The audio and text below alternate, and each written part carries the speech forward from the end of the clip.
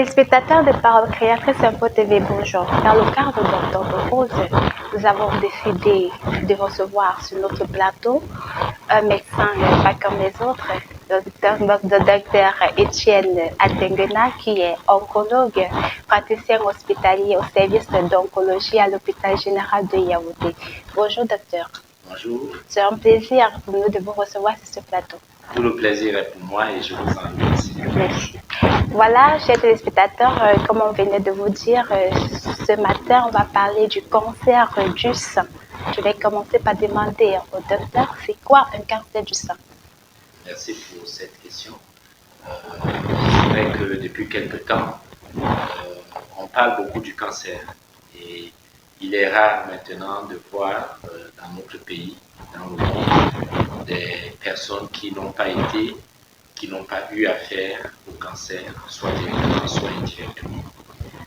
C'est une maladie que tout le monde craint et c'est une maladie qui alimente les débats dans les chaumières. Et il y a beaucoup d'informations qui sont vraies et beaucoup d'autres qui sont fausses et qui peuvent créer de la confusion dans la population. Il faut retenir que le cancer, c'est une maladie de nos cellules. Nous sommes constitués de cellules qui sont organisées en tissus et en organes. La cellule est la plus petite unité vivante de notre corps. Cette cellule-là a un cycle de vie qui est caractérisé par une naissance, une croissance, une maturation, un vieillissement et une mort. Certaines cellules ont une désorganisation de ce cycle de vie. Ça fait qu'elles sont amenées à vivre plus longtemps ou à vieillir plus lentement. Ceci crée l'accumulation de cellules qui forment une masse. C'est ça qu'on appelle le cancer. Et le cancer est caractérisé par la possibilité pour ces cellules de se déplacer du site originel, qu'on appelle le site primitif, pour aller vers des maladies satellites à distance de ce site primitif. Ces maladies-là sont appelées des métastases. C'est ces maladies-là qui sont responsables de la morbidité, c'est-à-dire de l'altération de la santé des malades, ou bien alors de la mortalité, c'est-à-dire d'un raccourcissement de la vie des patients qui sont atteints. Le cancer, c'est une maladie grave et nous vous remercions tant parce que vous avez pris la peine de nous poser des questions. D'accord, docteur. Ok, docteur. Pouvez-vous nous parler de la spécificité du cancer du sein au Cameroun et quelle est son origine? Le cancer du sein est un fléau mondial. Et au Cameroun, c'est le premier cancer en termes de fréquence, en termes de mortalité. C'est le cancer qui est responsable du plus grand nombre de morts liés au cancer au Cameroun. Et c'est un cancer d'autant plus grave qu'il touche particulièrement la femme. 9 cancers sur 10, 99 cancers sur 100 sont retrouvés diagnostiqués chez la femme. C'est donc un problème qui est très important parce qu'il touche le genre dominant, si on peut dire, de notre société. C'est le cancer du col et c'est un cancer qui se diagnostique généralement autour de la cinquième décade, c'est-à-dire autour de 50 ans, où sa fréquence a tendance à augmenter avec les années jusqu'à une stabilité autour de l'âge de 65 ans. Mais de plus en plus, dans notre société, on a tendance à diagnostiquer des cancers du sein plus tôt. Et c'est pour ça que personne ne doit être ignorant de la question du cancer du sein. Ça peut arriver qu'avant 50 ans, vous puissiez être atteint du cancer. Donc, chacun doit déjà se rendre dans les hôpitaux pour se faire dépister. Déjà que octobre, c'est le mois approprié dans tous les hôpitaux pour faire le dépistage du cancer du sein. Maintenant, docteur, quelle est l'importance du dépistage du cancer du sein? Le dépistage a une importance fondamentale parce que on craint le cancer, mais les craintes sont alimentées par le fait que la plupart des études croient qu'il n'y a rien à faire. à l'hôpital, nous savons que le cancer du sein peut être traité et peut être guéri. La condition sine qua non pour que le cancer du sein guérisse, c'est le diagnostic précoce. Il n'y a que le dépistage pour nous aider à faire un diagnostic précoce.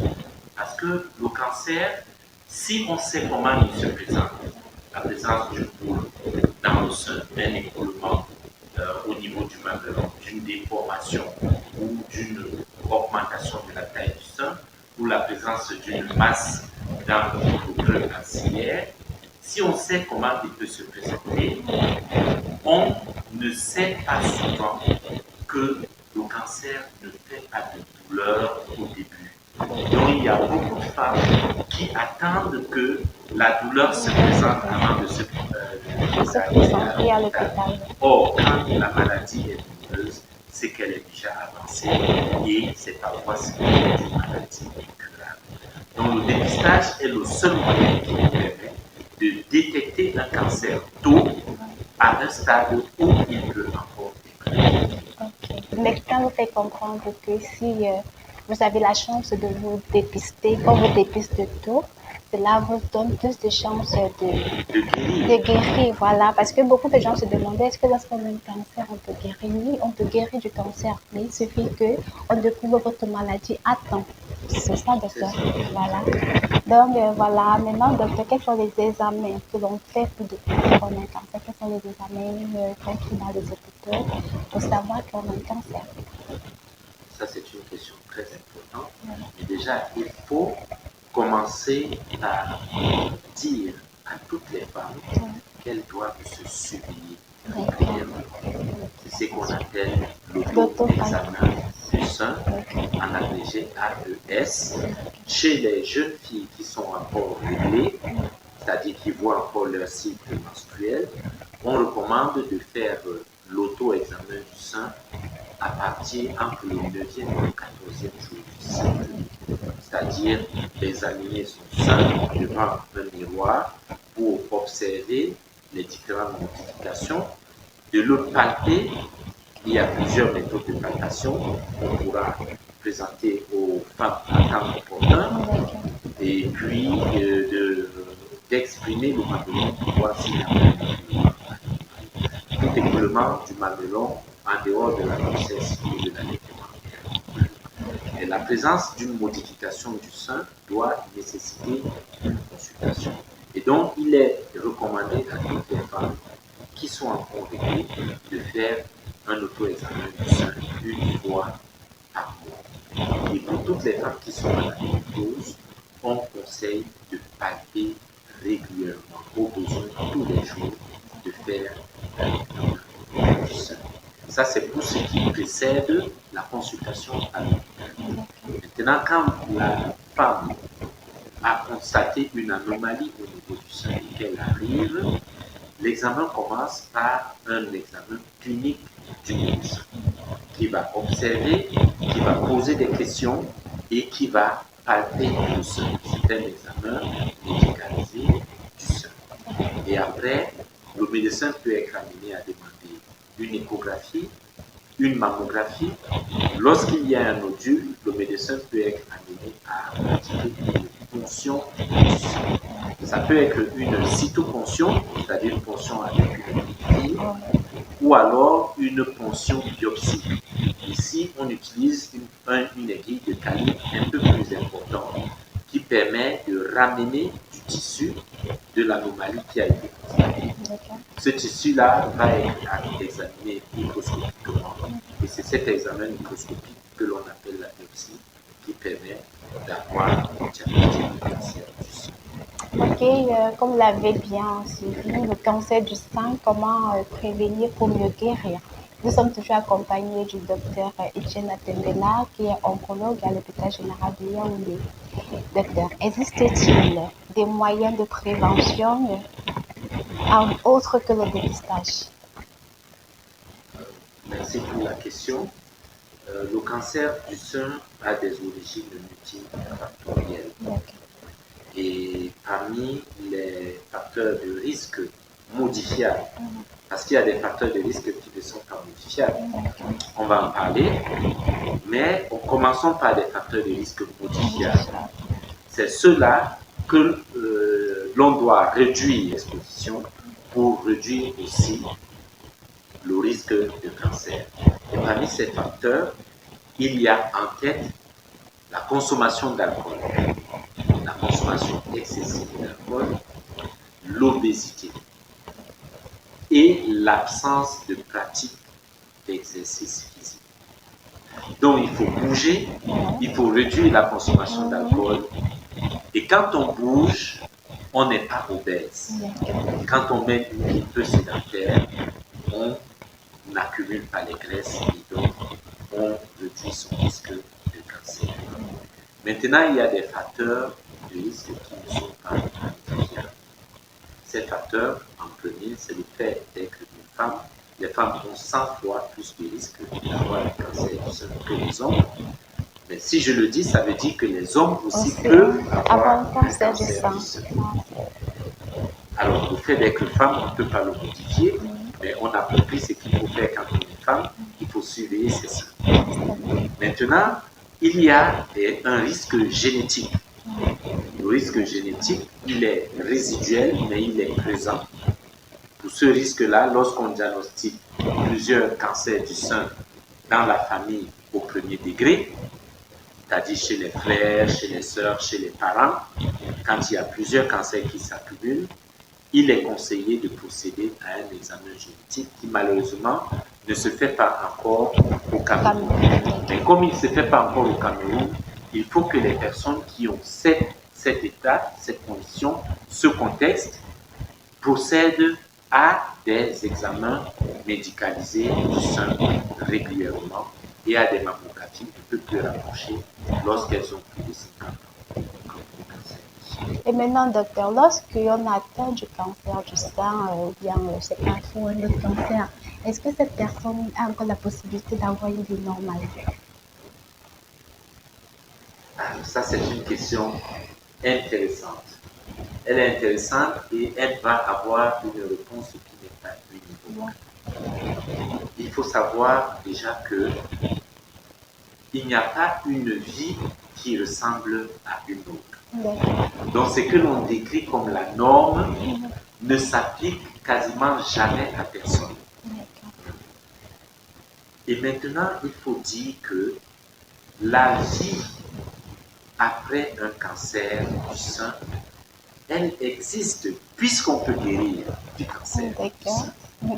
Et c'est tellement vrai que nous avons plusieurs patients qui sont revenus quelques années après nous présenter un enfant, nous présenter un mari parce qu'elles avaient contrôlé à juste après le cancer et ou qui sont venus nous présenter d'autres contextes de vie que plusieurs personnes peuvent envier avant le cancer. Donc la vie est possible après le cancer. Maintenant, qu'est-ce qui est la norme? On peut tout faire. On peut tout faire après le cancer du sein. On peut avoir une vie, on peut avoir des enfants, on peut avoir une famille.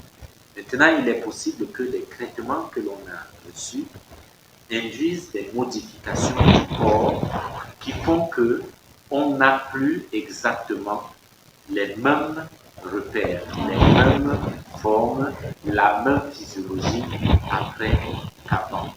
Par exemple, on peut avoir une amputation du sein ou bien une diminution de la quantité du sein. Il faut savoir que c'est possible aujourd'hui avec les évolutions de la médecine de remédier à de tels handicaps. On peut faire des chirurgies de reconstruction, on peut faire ce qu'on appelle des oncoplasties. Ça veut dire que c'est une chirurgie esthétique qui est couplée à l'ablation du cancer du sein et qui permet d'avoir sur le plan esthétique voilà, un sein qui ressemble à un sein. Mais la chirurgie n'est pas le seul traitement anticancéreux qui induit des modifications chez la femme. Parce que le cancer du sein peut amener à prescrire des médicaments cytotoxiques, c'est-à-dire qui induisent une toxicité cellulaire qui peut être aiguë, subaiguë ou chronique. La chimiothérapie, la survenue d'un cancer du sein peut amener à prescrire une hormonothérapie de plus ou moins longue durée. Il y a certaines femmes qui prennent l'hormonothérapie pendant 5 ans. Cette hormonothérapie peut induire des modifications du cycle sexuel.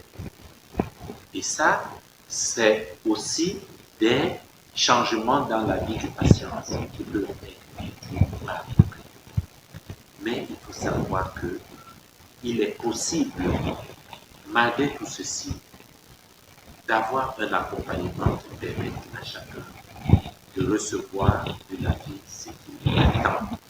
Et donc d'avoir une vie heureuse et une vie entre guillemets normale après le cancer du sein. Je crois que dans certains hôpitaux, il y a des psychologues, ou bien est-ce qu'on les accompagne pour leur faire comprendre que c'est une maladie comme toutes les autres maladies et qu'on peut guérir et qu'on peut vivre avec.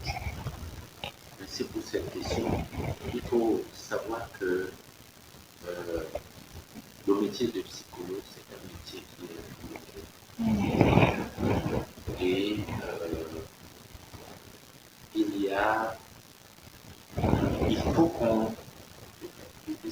il faut qu'il y ait un psychologue présent au sein de l'hôpital qui puisse ensuite s'occuper de tels patients.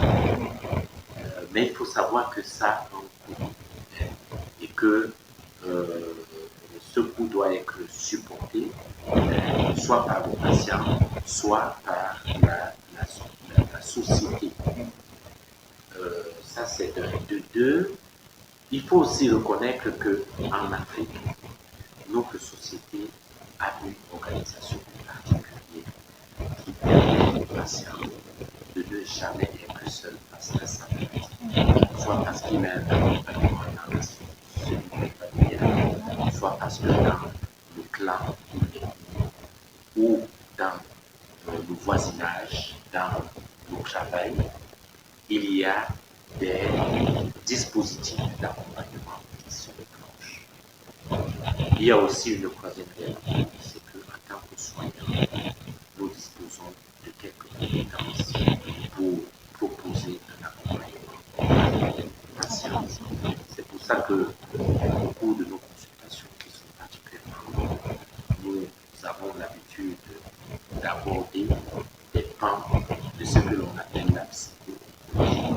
Et nous avons aussi organisé dans notre service des sessions de causerie éducative entre les personnels et les patients. Voilà, donc c'est quelque chose de vraiment important. Et votre question me permet de saisir l'occasion pour lancer à nos autorités que ce soit sérieusement pris en charge pour que les patients puissent avoir un accompagnement psychologique digne, déjà en recrutant des personnalités dignes, en organisant la société civile pour que les patients puissent avoir un soutien au-delà du soutien technique en tant que soignant. Voilà, nous espérons que le message du docteur Etienne Latengena est parti.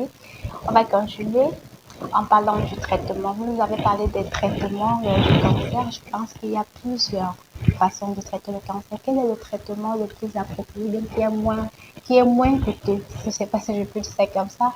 Parce qu'il y a des patients qui sont moins nantis et d'autres qui sont moins nantis. Est-ce qu'en fonction des traitements, il y a des traitements appropriés à des patients qui n'ont pas d'argent ou bien ceux qui ont beaucoup d'argent? Le traitement du cancer du sein n'est pas univoque. C'est-à-dire, on ne peut pas imaginer un traitement qui est le même chez tous les patients. Le traitement est forcément personnalisé et il est nécessairement holistique, c'est-à-dire il est globalisant, il prend en compte toute la la personne. couche sociale. C'est pour ça que pour décider d'un traitement, il y a une approche que l'on dit une approche multidisciplinaire qui permet aux différentes composantes de soins de s'asseoir, d'étudier le dossier pour décider de ce qui conviendrait le mieux comme plan de soins, comme stratégie, comme différentes étapes que le patient devrait suivre. En la matière, il n'y a pas un traitement qui est supérieur à l'autre. Il n'y a que des traitements qui s'associent dans une stratégie qui est adaptée à un patient donné. Et c'est une association qui est considérée comme la meilleure pour le tableau clinique du patient, pour espérer le plus bon résultat, soit en termes de survie sans maladie, soit en termes de contrôle de la maladie. Ok, merci docteur pour votre précieux temps que vous avez accordé à Espace Santé pour parler de la maladie du sein qui est le cancer du sein. Et nous espérons que nos chers téléspectateurs ont été édifiés. On se dit à très bientôt pour un prochain numéro d'Espace Santé. Si vous permettez, une annonce Oui, pour le public, puisqu'on est dans le mois docteur d'octobre de Rose. il est important que le public sache que l'hôpital général D'accord, va ouvrir ses portes pour toutes les femmes d'accord, qui veulent connaître leur situation par rapport au cancer du sein. Les coûts des examens relatifs au dépistage du cancer du sein seront réduits de moitié pendant tout le mois d'octobre à l'hôpital général.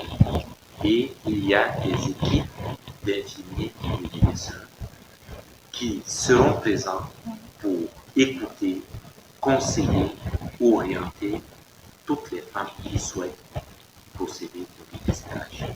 Et pour être totalement utile, le directeur général a couplé cette campagne à une campagne de dépistage des lésions précancéreuses du col de l'utérus qui sera aussi réduite de moitié. Donc, vibrant appel à toutes les femmes de venir à l'hôpital général pour connaître leur situation relative au cancer. Ça veut, ok, ça veut dire que c'est tout le mois d'octobre ou Tout le bien mois tout le d'octobre, mois d'octobre. avec extension ici. D'accord. Donc, passez les messages à toutes les femmes de venir à l'hôpital général tout le mois d'octobre. Vous avez la grâce que les prix sont réduits et sérieusement, vous n'allez pas être déçus. Bon, docteur, vraiment, c'est un plaisir. Nous sommes très heureuses de vous avoir reçu sur ce plateau d'Espace Santé et on se dit à très bientôt pour une prochaine édition. Merci. Je serai toujours heureux de participer à ce plateau qui peut édifier le public. D'accord, merci. À très bientôt.